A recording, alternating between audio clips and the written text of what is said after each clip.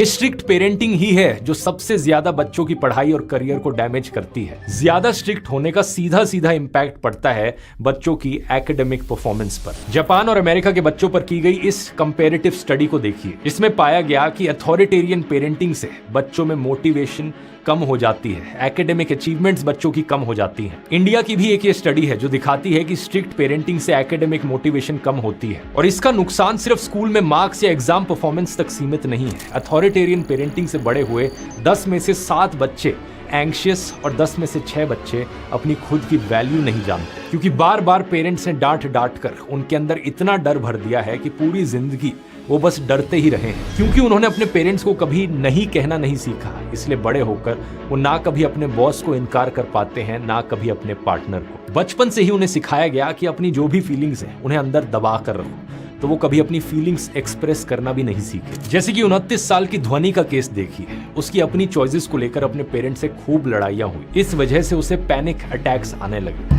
अंत में उसने अपने पेरेंट्स से अपनी जिंदगी को छुपाना शुरू कर दिया। एक डबल लाइफ जीने लगी, कॉलेज में कुछ और, घर पे कुछ और। घर पर वो वैसा ही बिहेव करती जैसे उसके पेरेंट्स चाहते, लेकिन घर से बाहर निकलते ही उसकी पर्सनैलिटी पूरी तरीके से बदल जाती। इस डबल लाइफ की एक कीमत थी जो उसे अपनी मेंटल हेल्थ से चुकानी पड़ी। ये एक रियल केस है जो द सॉर्डल की इस रिपोर्ट में मेंशन किया गया है। ध्वनि को आज अपनी एंजाइटी मैनेज करने के लिए थेरेपी लेनी पड़ रही है और ऐसी ही डबल लाइफ बहुत से लोग जी रहे हैं। अथॉरिटेरियन पेरेंट्स बच्चों के सारे डिसीजंस खुद लेना चाहते हैं। इस वजह से बच्चे इंडिपेंडेंटली सोचने की एबिलिटी ही डेवलप नहीं कर पाते और यही कारण है कि बहुत से इंडियन एडल्ट्स 25 से 30 साल की उम्र में भी अपनी जिंदगी के बेसिक डिसीजंस नहीं ले पाते हैं। शायद आप में से भी बहुत सारे लोग इन प्रॉब्लम से रिलेट करेंगे। ये डबल लाइफ जीना, ये बेसिक डिसीजंस ना ले पाना। ऐसे में अक्सर लोग अपने पेरेंट्स से सीधा बात भी नहीं कर पाते कि मुझे ये करियर नहीं चुनना, मुझे ये नहीं करना अपनी जिंदगी में। वो हिम्मत नहीं जुटा पाते।